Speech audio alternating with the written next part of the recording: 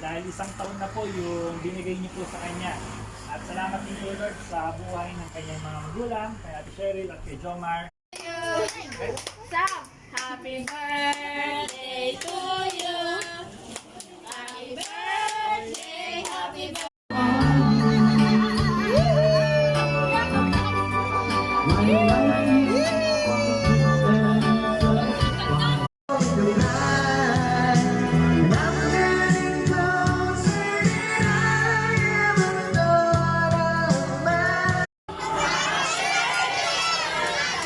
Isa pa naman, malakas na malakas. 1, 2, 3, go!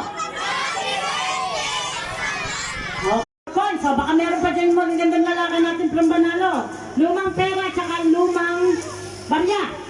Si Aling, baka meron kayo dyan. Lumang... Opo, Panginoon, ang manguna sa bawat desisyon ng aming mga gagawin at maging kaloob mo lamang ang manguna. Makapangyarihan.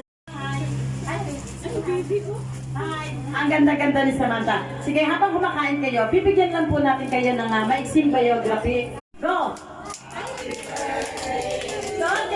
Teka, wait lang naman, ba't hindi sabay-sabay, ibusog naman. Ano, lakas-lakasin naman. At importanteng tao sa buhay ni Samantha, syempre, tinatawagan ko po ang kanyang inay siya.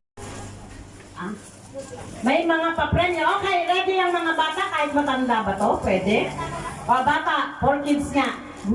Sa kanyang ninong at ninang. Unahin natin ninong. Si Ninong Bugbog. Asan si Ninong Bugbog? Ninong Bog.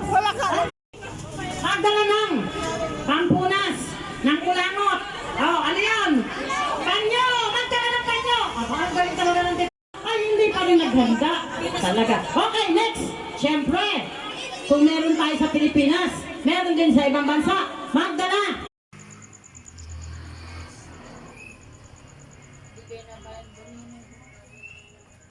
Hindi ko alam. Doon, sumipot